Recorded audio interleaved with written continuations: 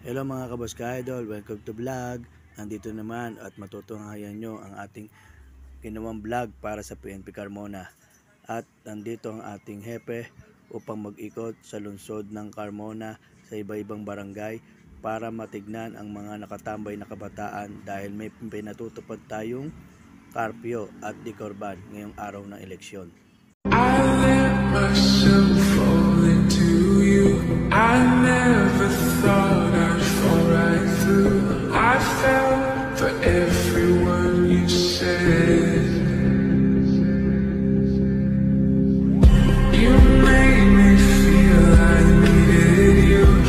At pagkatapos, pagdating ng 2 AM, nakahanda na ang PNP Carmona para mag-assist sa mga teacher na may hawak ng ballot box ihahatid sa kanya-kanyang presinto o school dito sa lungsod ng Carmona. Ayan po sila, nakahanda na sila para mag-back up para ihatid ang mga ballot box sa mga presinto sa iba't ibang school dito sa lungsod ng Carmona kasama ang mga teacher at mga COMELEC official upang masiguro na maayos at hindi ma-delay ang paghatid ng mga ballot box sa mga school dito sa lungsod ng Carmona. I let myself fall into you. I never thought I'd fall right through. I fell for every word you said.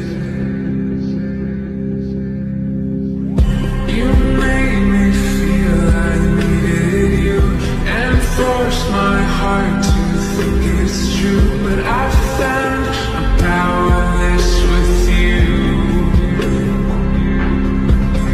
Now I don't need your wings to fly. At pagkatapos noon, inabot na sila ng umaga dahil botohan na.